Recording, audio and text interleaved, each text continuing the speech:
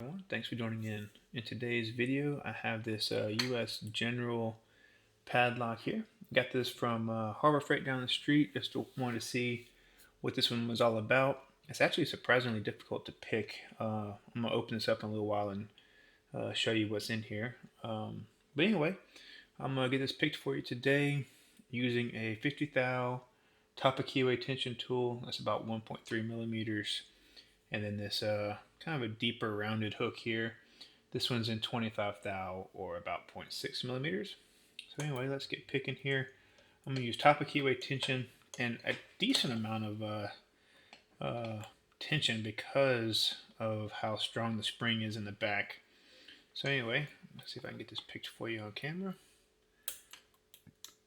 There's lots of little small clicks. The secret of this is not oversetting any pins, which is kind of easy on this lock. And you'll see why here in a second. Takes a little while to get this lock open, just because all the different little small clicks you have to go through. Let's see here, come on. Oh, like that. So I overset it, release the tension. Just working on small clicks here. One little small click at a time.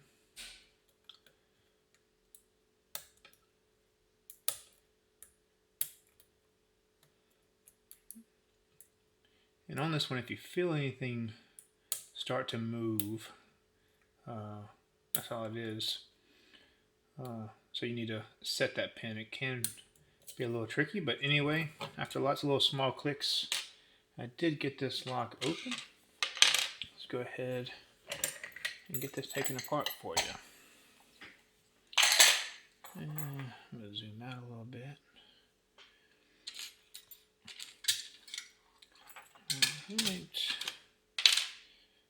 So this is going to come apart like a lot of locks. There's a Phillips screw in here that I'm going to remove. It's worth mentioning this this lock also has ball bearings as the locking mechanism, which makes this a little bit more secure, a little bit harder to bypass than a lot of other locks out there. But it comes apart like most locks you probably see me take apart or that you've taken apart yourself. So I guess while I'm here you can see that ball bearing in there. Come on. It can be a little tricky sometimes to pull out because of that spring tension, but there you go. So you could drop all the pins out of the bottom. I'm not going to do that. But I am going to go ahead and use the key right here. And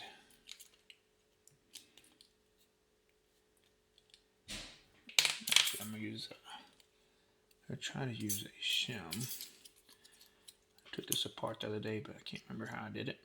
And if this is needed, I feel like it was needed, so.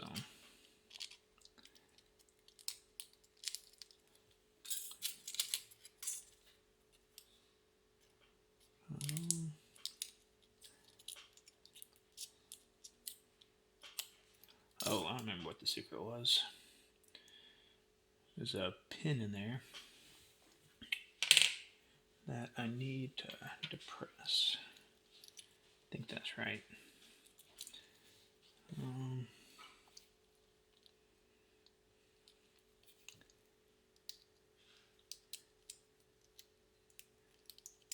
There it is. So I'm going to rotate this counterclockwise. And that's going to help get that pin out of the way. Hopefully that is.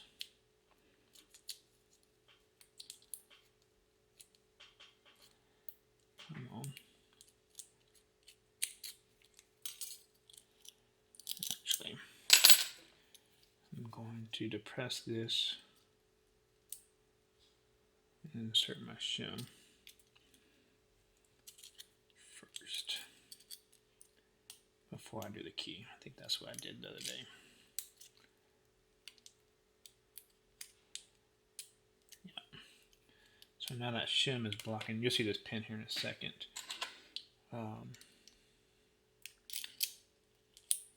Yeah, there we go.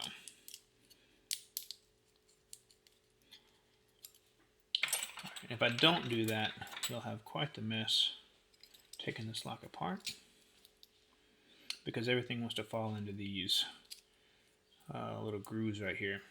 So the pin I was talking about rides in here, and that allows you to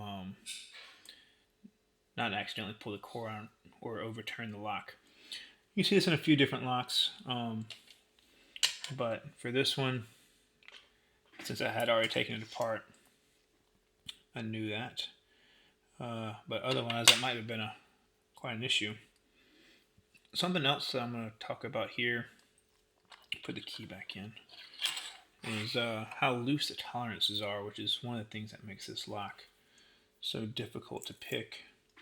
If you look in there, you can see those pins just kind of, focus for me, those pins kind of jiggle in there. So if you see, there's a lot of slop in here, which makes these really kind of tricky to pick. But anyway, we did get it open. I'll show you the pins here. Pin 1 standard, 2 standard, 3 standard, 4 standard, 5 is all standard pins.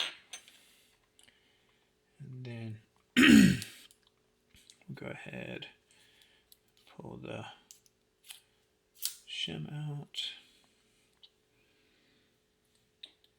And what about tweezers? Zoom out a little bit more. So I'm going to pull these all out. These are what I'm expecting to be, so that was the last pin. It's a retaining pin there.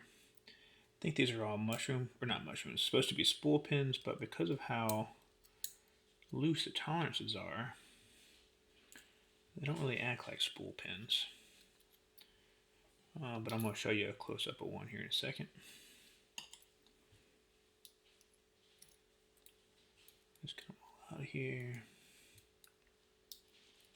And there it is. And these are all just standard springs, so I'm going to leave those there. And let's see if I zoom in here.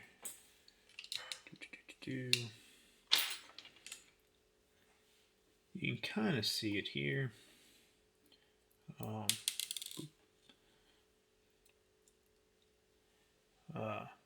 They have a little spool action, but they're not really a spool. But that's what all these pins are anyway. They just have these kind of little mushroom lips. I think they're supposed to be spools, but because of how cheap they are and the loose the tolerances are, that's really what you have. And then here in pin 6, this is that that pin that I was talking about that rides in this groove right here. And so the key never really touches this pin, but this is what locks the core in there and only allows the 90 degrees of rotation. You can also see that hole in there, and that's what I was pressing with that pick to before I shimmed it. Otherwise, all your springs are going to get caught, and you can just have a nightmare taking this lock apart. So anyway, that's all I have for you today. Thanks for joining in. I hope you found this video useful, and hopefully it saved y'all some oopses along the way. But anyway, y'all have a great day, and I'll see y'all next time.